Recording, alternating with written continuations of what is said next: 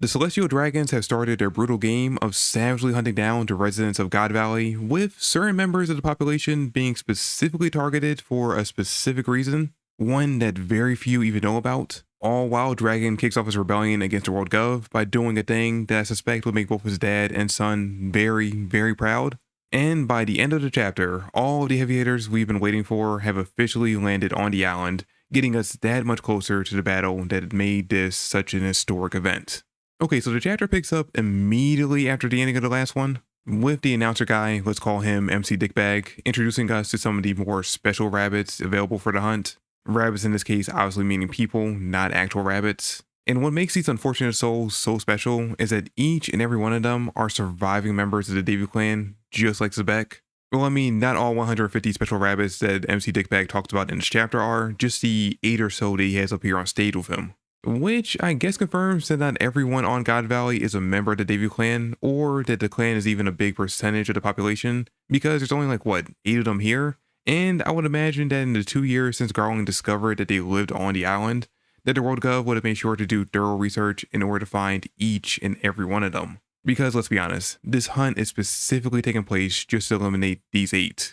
Just like they went through and put a lot of effort into getting rid of all the other special races that had a connection to the Void Century, like the Lunarians, they're doing the exact same thing here with the Davy clan. Because for some reason, the Celestial Dragons seem to have a very strong hatred for the Davy clan, which is a bit surprising because we don't get the specific reason as to why in this chapter. And as we know from Vegapunk's speech back on Egghead, the average Celestial Dragon knows nothing about what happened during the Void Century, so it can't be that they are aware of what Davy Jones did during the war if he was around during that period.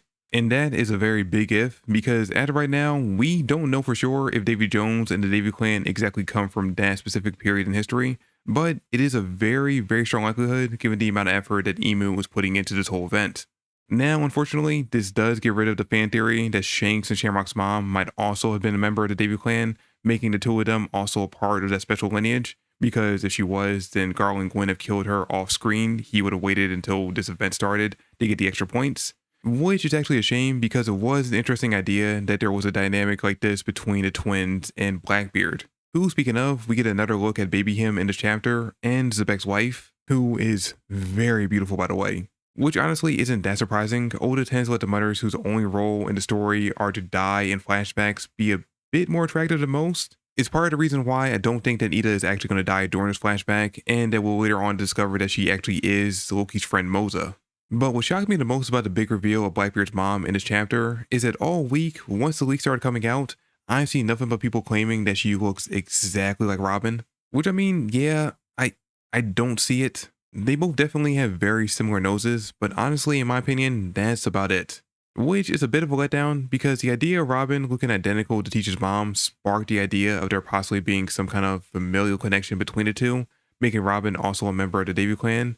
But now I'm not so sure on that. Which, I mean, I guess is kind of a good thing. Robin already has enough reason to be hunted down by the World Gov and Emu. She doesn't really need another reason added on to that. Though, beyond the shock of how incredibly beautiful she is, the other big thing to talk about with Blackbeard's mom is whether or not she'll make it out of this whole event. Because, I mean, there is a pretty big time gap between this day and when Whitebeard will later on find Teach and recruit him to his crew, at least a couple of years. So either she survived for a few more years after this and got to raise Blackbeard during that time before something else ended up tragically taking her life, or she'll die here and he'll be on a run alone until then. I imagine it's more likely the former just because someone had to teach Blackbeard about what happened here and his lineage in order to set him on the path he's on. Which, given the fact that the World Gov went through a lot of effort to erase this day from history, he's likely not going to be hearing about it on the streets when he's an orphan, and Whitebeard didn't know Zebek even had a kid, so it probably wasn't him either. So it's very likely that after this day, his mom, fueled by anger and a need for revenge, told him everything.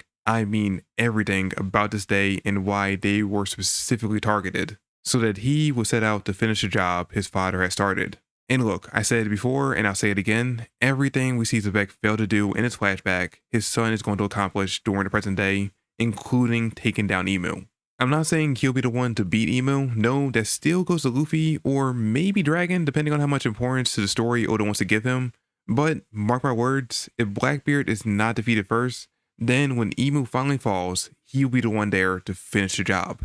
especially if he doesn't have a third devil fruit by then, because then he could just absorb Emu's power and become the true final villain of the entire story. It's actually kind of funny because early on in the chapter, Garland calls it fate that he happened to find the Davy clan living on the island, and he's right, fate was guiding him to this, but not for him. No, this was fate setting the pieces in place for Blackbeard to go on and become the man he is today, because without all of this happening, Teach assumably goes on to be a pretty normal dude. Just like with Dragon, we can assume that Rox kept his pirating life as separate from them as he could. Teach probably didn't even know his dad was a pirate, if he even knew his dad at all. And without his dad there to influence him, being raised by his mom alone, he might not have gone down the pirating route. But just one look at his face in the beginning of this chapter tells you that this will be a day burned into his memory forever. And one way or another, he would go on to seek his revenge, just like fate willed it so. But Blackbeard wasn't the only one fate was guiding on this day, because I feel like it was also what put Dragon here in order for him to see the true horrors of the celestial dragons and set him on the path he now walks. Because think about it, had he not been assigned here on this very day, he might have gone on to continue his career as a Marine like his dad wanted him to, possibly working his way up the chain of command until he was an admiral. But after witnessing these helpless civilians being gunned down right in front of him, there was no way that he could continue serving the World Gov. They even ended up gunning down his entire unit, who is implied also were unsettled by this whole event and were ready to join him in rebelling against it, with Dragon only surviving because he hadn't reached him in time. And look, as much as we mock Dragon for his seeming inaction in the present day, we can't deny that he decisively acted here, and he acted hard, shooting a celestial dragon and saving the lives of young Kuma, Ginny, and Ivankov, before going off to keep his promise and rescue baby Shanks and Shamrock from their father, who I guess had left them in the care of some of the Marines stationed on the island, because it seems like that's where he's stealing them from, using the confusion of all the pirates attacking the island to sneak away with them. And by the end of the chapter, he does still have the two, so we'll have to wait until possibly the next chapter to see how Shanks ends up in the chest that Roger will later find, and what happened to Shamrock. Because it's still up in the air on whether or not Garland managed to get him back and raise him from this day on in the Holy Land, or if, like Shanks, he returned there later on in life. Which, if it's the latter, then it does open up the possibility of him being a double agent for the Revs stationed inside the Holy Knights. Probably not likely given what we've seen of adult him, but I can't deny the possibility existing. But getting back to God Valley, I felt exactly like Dragon did throughout this chapter as we watched the people of this island be brutally slaughtered page after page. I think the one that broke me the most was the little boy that Summers found, who he had fall from a tree into his thorns as his dad tried to save him. Though the one of the parents trying to plead for their baby's life only for all three of them to be gunned down is a very close second. Seriously, this chapter was a lot to read once, let alone twice like I usually do for reviews. And after watching this whole thing go down, it kind of made me upset with myself for the fact that all this time that we've known about this day, I've been so hyped up by the idea of all these heavy hitters clashing at once in this one spot that I never even considered what horrific stuff happened during the actual hunt. But now that we've seen it, I think this is going to be a chapter that everyone's going to keep in the back of their minds for a very long time going forward, if for no other reason than to serve as fuel to justify their excitement when we start to see people who participated in this massacre get taken down. We've already seen Saturn get the axe, so that's one crossed off our list, but there's still a bunch of people left that we need to see get their just desserts after what they've done here, including Garland. Now, speaking of being excited, I was really glad to see the Rox Pirates make it to the island. If for no other reason than the fact that once they showed up, the hunt began to slow down as all the celestial dragons on that side of the island were rushed to the center. And as more and more pirates showed up, the hunt continued to die down until it was completely stopped once the Roger pirates showed up too. Which, speaking of, there was such a vast difference between the way the two crews landed on the island. With the Rox Pirates all calmly landing on the island and going their separate ways with basically no infighting, possibly because that traitorous Ochoku wasn't there to stoke the flames, while Roger's crew basically stomped him into the ground, all trying to rush over and be the first one to reach Shaki. And this was exactly the kind of comedy that I needed in this chapter in order to break up how heavy the rest had been. But there are still likely going to be some very heavy moments during this event, because we still had the strong possibility that Blackbeard's mom, Mrs. Zebek, is going to meet a very sad and tragic end. Not to mention Zebek himself, who likely won't have a pretty death here either. Especially if it's true that both Roger and Garp had to work together in order to defeat Rox, because that likely means that at some point during this whole thing, he will be down reverse-eyed, turning into a demonic puppet meant to serve Emu. And with Gunko here, and us knowing that Emu can at least take control of her body, there's a non-0% chance that that could happen. Now, I mean, personally, I would prefer not to, I like the idea that some people's wills are just too strong for Emo to do it to, because if not, then what's stopped them from doing it to any member of the Straw Hats? We need to put some limitations on his power, or it just becomes stupidly broken. But getting back to Gunko, we don't see her in that panel with the rest of the God Knights after the pirates land on the island, who, by the way, they all look so much cooler than I thought they would. My personal favorite is the extremely tall chick with the sunglasses. I think her design is just simply amazing, gives off strong Doflamingo vibes. Though, I am the most curious about seeing the full design of the Yeti-looking one in the background.